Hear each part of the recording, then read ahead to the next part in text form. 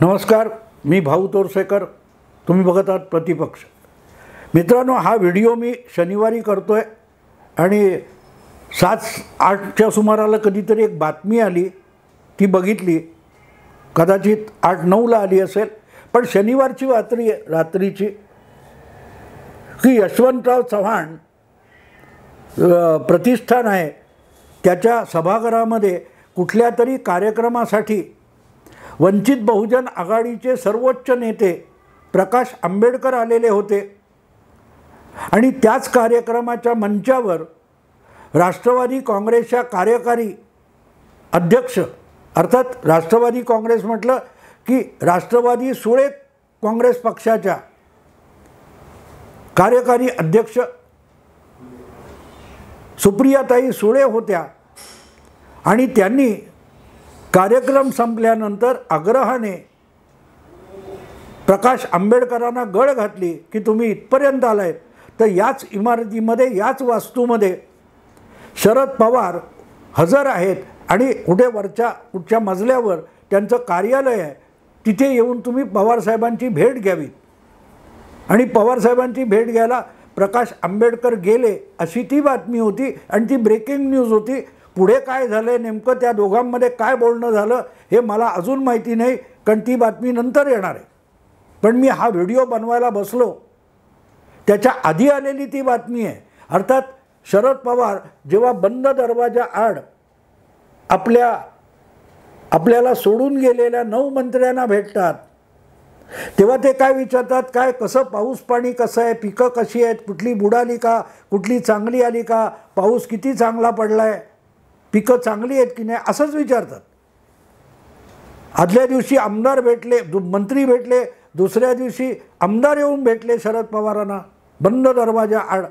तेव्हासुद्धा बातमी काय आली, शरद पवारांनी त्यांना त्यांच्या मतदारसंघात शेतीची परिस्थिती काय आहे याची विचारपूस केली. शरद पवार किती मुरब्बी राजकारणी आहेत बघा, की ते राजकारणाविषयी चकार शब्द बंद दरवाजा आड बोलत नाहीत आणि तरीही त्यांना महाराष्ट्र तळहाताच्या रेषेप्रमाणे माहिती असतो आणि महाराष्ट्राच्या राजकारणात काय काय चाललं आहे हे त्यांना आपोआप कळतं. असं कुठचं कर्णपिशाच शरद पवारांच्या हाताशी आहे, सेवेत आहे, ह्याची आपल्याला माहिती नाही आहे, पण आहे. आणि म्हणूनच हे जेव्हा मी ऐकलं तेव्हा मला गंमत वाटली की अरेच्छा, प्रकाश आंबेडकर जाऊन भेटले. कारण प्रकाश आंबेडकरांची आठवडापूर्वीच एक प्रतिक्रिया आली होती की बाबा तुमची आणि उद्धव ठाकरे यांची भेटगाठ फार पूर्वी झालेली आहे, त्याला आता 7-8 महिने होऊन गेले, आपण एकत्र लढायचं असं तुम्ही आणि उद्धव ठाकरे यांनी ठरवूनसुद्धा इतके महिने झाले, पण पुढचं काही पाऊल टाकलं जात नाही. आंबेडकर आणि ठाकरे यांची भेटगाठ झाली, एकत्रित पत्रकार परिषद झाली. त्यानंतर गेल्या वर्षीच्या डिसेंबर महिन्यात हिवाळी अधिवेशनापूर्वी महात्म्यांच्या अपमानाच्या विरुद्ध एक मोठा मोर्चा आझाद मैदानावर नेण्यात आला होता महाविकास आघाडीतर्फे. त्यामध्ये प्रकाश आंबेडकर यांना आमंत्रणसुद्धा देण्यात आलं नाही आणि प्रकाश आंबेडकर गेले नाही. पण महात्म्यांचा अवमान जेव्हा म्हटला जातो तेव्हा फुले शाहू आंबेडकर हे आपोआपच येतात आणि त्यामुळे प्रत्यक्ष आंबेडकरांचा नातू त्यालाच आमंत्रण दिलं जात नाही. पण दिलं गेलं नाही, फक्त ती एक पत्रकार परिषद सोडली. तर ठाकरे आणि आंबेडकर यांच्यातल्या युतीचं आणि एकत्रित लढण्याचं पुढे काय झालं याचा आजपर्यंत कोणाला सुगावा लागलेला नाही. अधूनमधून पत्रकार त्या युतीला किंवा त्यांच्या आघाडीला काय म्हणतात ती फोडणी देत असतात, शिळ्याकडीला ऊत आणत असतात, पण पुढे काय होत नाही. कारण उद्धव ठाकरेंना प्रश्न विचारण्याची हिंमत पत्रकार गमावून बसलेत. त्यामुळे कुठलाही पत्रकार जरी 20-25 पत्रकार परिषदा उद्धव ठाकरेंनी घेतलेल्या असल्या गेल्या 10 महिन्यात, तरी त्यांना कोणीही आंबेडकरांबरोबरच्या युतीचं, वंचित बहुजन आघाडीबरोबरच्या शिवसेना युतीचं काय झालं हा प्रश्न चुकूनही विचारलेला नाही. त्यामुळे वंचित बहुजन आघाडी आणि उभाठा शिवसेना यांच्या युतीचं पुढे काय झालं या बाबतीत उभाटा शिवसेनेकडून चकार शब्दाचा खुलासा किंवा स्पष्टीकरण आजपर्यंत आलेलं नाही. मात्र प्रकाश आंबेडकर यांच्याकडून अधूनमधून त्याविषयी काहीतरी वक्तव्य केली जातात. आणि अगदी अलीकडचं वक्तव्य मला आठवतं. प्रकाश आंबेडकर म्हणाले होते की लग्न ठरलेलं आहे, पण राष्ट्रवादी आणि काँग्रेस नावाचे दोन भटजी लग्नाचा मुहूर्तच काढून देत नाहीत.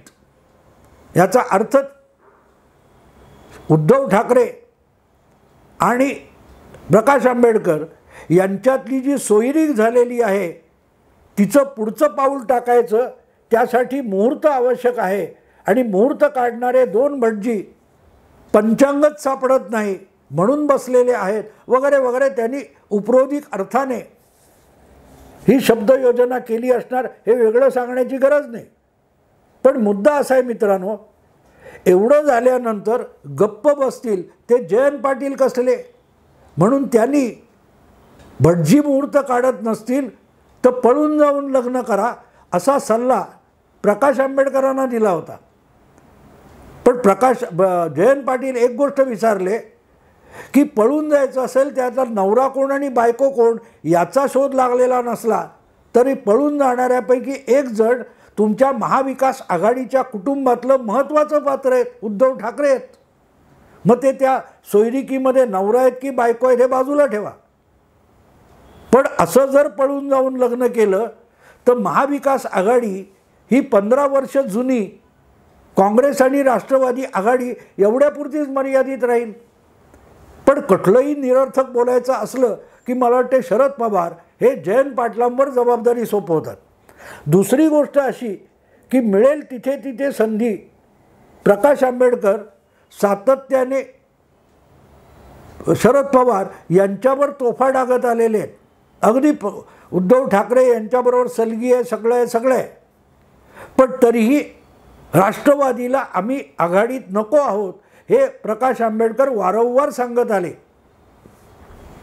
त्यामुळे एका बाजूला काँग्रेस, राष्ट्रवादी, सुळे गट आणि उभाठा या तिघांची जी महाविकास आघाडी आहे त्याच्यात आज तागायत म्हणजे उभाठा शिवसेना जन्माला आली किंवा फुटली आणि जन्माला आली त्याला 16 महिने झाले तरी विकलांग झालेल्या शिवसेनेचा मित्र म्हणून वंचित बहुजन आघाडीला हे दोन भटजी महाविकास आघाडीत घ्यायला तयार नाही. त्यानंतर आता राष्ट्रवादीमध्ये फाटाफूट होऊन 4 महिने झालेत. पण अजूनही प्रकाश आंबेडकरांच्या वंचित बहुजन आघाडीला महाविकास आघाडीत घेण्याची कुठचीही चर्चा झाली नाही. त्यामुळे कदाचित इथपर्यंत आलोच आहोत तर शरद पवार नावांच्या भटजीकडून मुहूर्त निघतो का हे बघायची संधी प्रकाश आंबेडकरांनी साधलेली असू शकते. कारण अनायसे सुप्रियाताई म्हणतायत की चला लवकर. शरद पंत वाट बघत बसलेत, तुमची मुहूर्त काढतायत, आज पंचांग घेऊन आलेले आहेत. असं बहुतेक प्रकाश आंबेडकरांना त्या यशवंतराव चव्हाण सेंटरच्या सभागृहात सुप्रियाताईंनी कन्व्हिन्स केलेलं असेल, पटवलेलं असेल. त्यामुळे चला उभाठा शिवसेना आणि वंचित बहुजन आघाडी यांच्या सोयरिकीची पुढची गोष्ट होण्यासाठी, विवाह होण्यासाठी पळून जाण्यापेक्षा मुहूर्त निघत असेल तर बरं. म्हणून शरद पंतांकडे आपला हात दाखवायला कुंडली घेऊन प्रकाश आंबेडकर पोहोचलेले असू शकतील. पण प्रकाश आंबेडकर एक गोष्ट विसरतात की एका बाजूला सुप्रियाताई प्रकाश आंबेडकरांना शरद भटजींकडे घेऊन गेलेत. त्याच्या काही दिवस आधी त्याच शरद पवार आणि सुप्रियाताईंनी विमानतळावर महादेव जानकर या राष्ट्रीय समाज पक्षाच्या सर्वोच्च नेत्याची भेट घेतली आहे ज्यांचं नाव महादेव जानकर आहे. महादेव जानकर तुम्हाला माहिती आहेत, जे 2014 मध्ये सुप्रियाताईंच्या विरोधात उभे राहिले बारामती लोकसभा मतदारसंघात आणि केवळ 68,000 मतांनी पराभूत झाले. बारामतीमधून लोकसभेला इतक्या कमी मताने निवडून आलेला हा पवार कुटुंबातला एकमेव खासदार आहे ज्याचं नाव सुप्रिया सुळे आहे. अन्यथा तिथे लाखाच्या फरकाने 4 लाख 5 लाख 3 लाख अशा फरकाने सुप्रियाताई किंवा शरद पवार अजितदादा निवडून येत राहिलेले. पण महादेव जानकर मोदी लाटेमध्ये अवघ्या 68,000ने पडले. आणि असंही म्हटलं जातं की त्यांनी आपल्या पक्षाची कपबशी निशाणी घेतली नसती आणि कमळ निशाणीवरच जानकर लढले असते तर कदाचित सुप्रियाताईंचा पराभव झाला असता. आणि अशी एक वदंत आहे, दंतकथा आहे की 2014मध्ये महाराष्ट्रात प्रचाराला येणाऱ्या नरेंद्र मोदींनी बारामतीमध्ये प्रचाराला येऊ नये अशी विनंती त्यांना खुद्द शरद पवारांनी केली होती. याचा अर्थ कळतो, ज्या 68,000च्या फरकाने महादेव जानकर पराभूत झाले तिथे जर मोदी प्रचाराला गेले असते आणि महादेव जानकर कमळ निशाणी घेऊन उभे राहिले असते तर बारामतीमध्ये पवार कुटुंबाच्या उमेदवाराचा ऐतिहासिक पहिला पराभव 10 वर्षापूर्वीच झाला असता. असो, तर महादेव जानकर त्याच्या आधी म्हणजे 2009च्या निवडणुकीत माढा मतदारसंघात शरद पवार पहिल्यांदाच उभे राहिले. त्यांनी बारामती हा आपला मतदारसंघ आपल्या लाडक्या कन्येसाठी सोडला आणि बाजूच्या सोलापूर सातारा असं जोडणाऱ्या माढा मतदारसंघामधून उमेदवारी केली आणि ते शरद पवार प्रचंड मतांनी 2009मध्ये माढा मतदारसंघातून निवडून आले. तेव्हा त्यांच्या विरुद्ध महादेव जानकर हेच उमेदवार होते. पण त्यांना अवघी 98,000 मतं मिळाली होती, 1 लाखसुद्धा नाही. आणि प्रचंड 3-4 लाख काहीतरी मतांनी शरद पवार दणदणीत विजयी झाले होते. आणि त्या विजयानंतर देखील 98,000 मतं, एवढी मतं तरी महादेव जानकर यांना का पडली असा प्रश्न शरद पवारांना पडला होता. आणि तो त्यांनी जाहीर कार्यक्रमात बोलून दाखवला होता विजयानंतर की तांबडा गांधी कमी पडला. तांबडा गांधी म्हणजे 1,000ची जी नोट होती त्याच्यावर एक गांधींचं जे महात्मा गांधींचं जे चित्र असतं तो तांबडा गांधी. म्हणजे महादेव जानकर यांनी पैसे वाटून 98,000 मतं मिळवली असा शरद पवारांचा आरोप होता. असे महादेव जानकर 1-1.5 महिन्यापूर्वी कधीतरी म्हणे विमानतळावर सुप्रियाताई आणि शरद पवारांना भेटले आणि त्यांच्यात काही प्रदीर्घ बोलणी झाली असं सांगितलं जातं. त्याची फारशी चर्चा झालेली नाही. मुद्दा असा आहे की त्यानंतर म्हणजे 1 महिन्याभरामध्ये दबल्या आवाजामध्ये एक चर्चा सुरू आहे की जानकर आणि जाणकार म्हणजे अर्थातच शरद पवार. महाराष्ट्रात शरद पवार सोडले तर दुसरा कोणी जाणकार नाही. जगातल्या कुठल्याही विषयावरचा महाराष्ट्रातला एकमेव जाणकार आहे ज्याला जाणता नेता म्हणून ओळखतात ते शरद पवार आहेत. आणि त्यामुळेच जानकर आणि जाणकार अशी एक नवी महायुती महाराष्ट्रात होऊ घातली आहे अशी दबल्या आवाजात चर्चा आहे. दरम्यान महादेव जानकर हे 2014 नंतर महाराष्ट्रात जे फडणवीस सरकार आलं त्यामध्ये त्यांना विधान परिषदेची आमदारकी देऊन महाराष्ट्रात मंत्रिपदसुद्धा देण्यात आलं होतं. तरीही ते आज नाराज आहेत. पण त्यांना आजवर काही दिलं नाही. त्या शरद पवारांच्यावर त्यांचा अधिक विश्वास बसलेला आहे. मध्यंतरी एका जाहीर समारंभात शरद पवारांच्या उपस्थितीत जानकरांनी त्यांचे गोडवेसुद्धा गायले होते. आणि त्यामुळे आपली वाटचाल शरद पवारांच्या दिशेने चालू आहे याचा संकेत 1-1.5 वर्षापूर्वीच जानकरांनी दिला होता.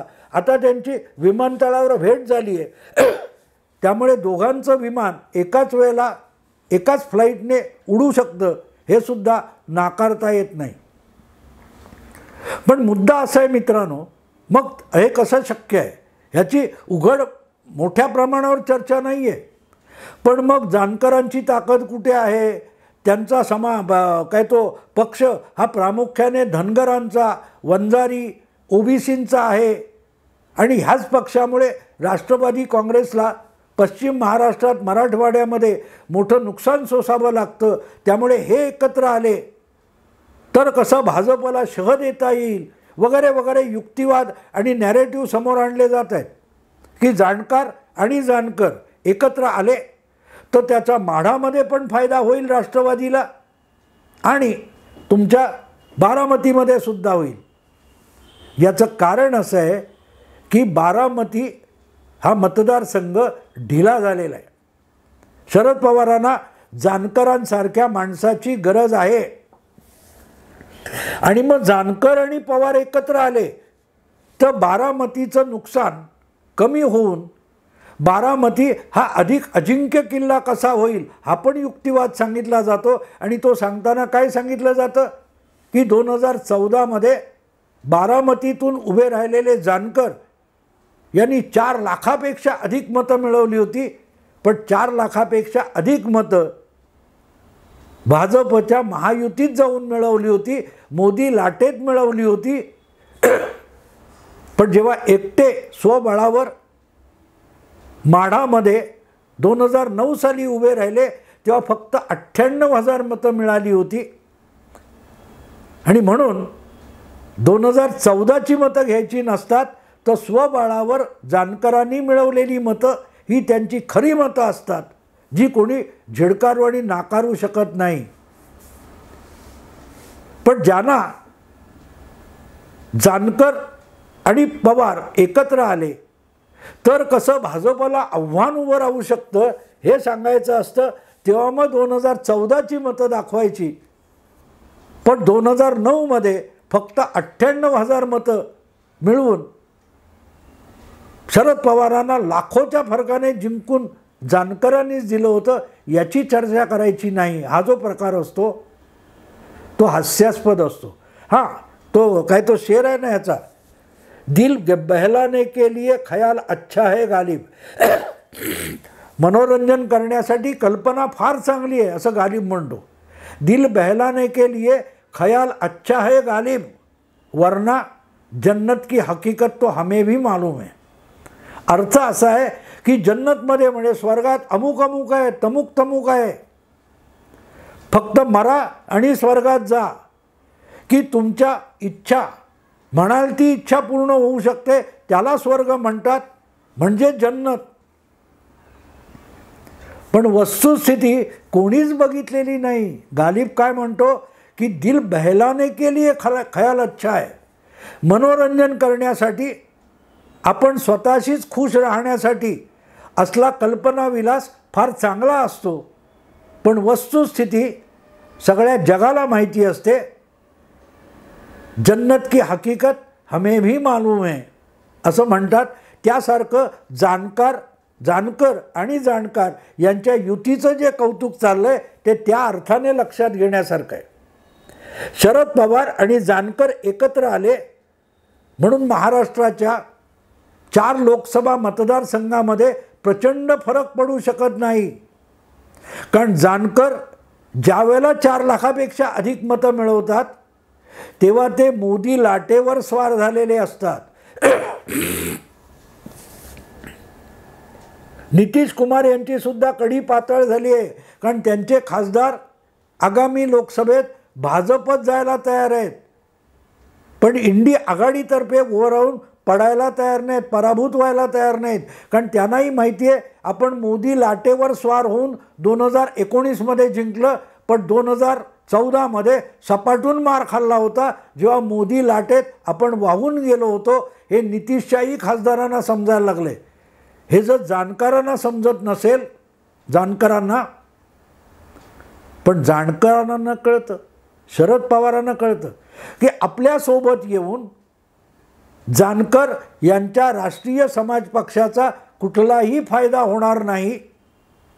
आपण आजपर्यंत डझनावारी महाराष्ट्रातले लहान मोठे पक्ष गिळंकृत केले, बुडवले, संपवले. तसा आणखीन एक बळी आपल्यासमोर आलेला आहे. हे शरद पवारांना कळतं. पण जानकरांना कळत नाही. आणि म्हणून एन डी एमध्ये आपल्याला एक खासदाराची जागा किंवा एक खासदार, एक आमदार आणि एक मंत्रीपद देणार असाल तर एन डी एत राहू, नाहीतर वेगळा विचार करू, अशी धमकी जानकर देत आहेत. आणि ते बघून शरद पवार खुश झाले असतील आणि आपल्या पंखाखाली घेणार असतील तर शरद पवारांना परिणाम नेमका कळतोय, ज्याविषयी जानकर अनभिज्ञ आहेत. त्यांचं मनोरंजन चाललंय, पण जन्नत की हकीकत शरद पवार भी पूरी जानते हैं. ज्याला जानकर जन्नत समजत असतील तर त्या जन्नतची हकीकत शरद पवारांना माहिती आहे. आजपर्यंत शेका पक्ष कसा संपला, रिपब्लिकनांचे वेगवेगळे गट कसे संपले, समाजवादी पक्ष कसा संपला, जनता दल कसं संपलं, ही जन्नतची हकीकत आहे. ती शरद पवारांना माहिती आहे, जानकरांना नाही. जानकर दिल बहलाने के लिए ख्याल अच्छा है असं समजून एन डी एला धमक्या देत आहेत. त्यांच्या धमकीकडे मोदी शहा वळूनसुद्धा बघतील असं मला वाटत नाही. प्रकाश आंबेडकर त्याच रांगेत चाललेले आहेत, ज्यांनी मध्यंतरी उद्धव ठाकरेंना सांगितलं होतं शिवसेनेचे डझनभर तुकडे काँग्रेसवाले करतील, कारण त्यांनी रिपब्लिकन पार्टी ऑफ इंडिया RPIचे सुद्धा अनेक तुकडे पाडून टाकलेले आहेत. असा सावधानतेचा इशारा उद्धव ठाकरेंना देणारे प्रकाश आंबेडकरच सुप्रियाताईंबरोबर पंचांग घेऊन शरद भटजींकडे गेले असतील तर त्यांचं काय होऊ घातलं याचाही विचार करा.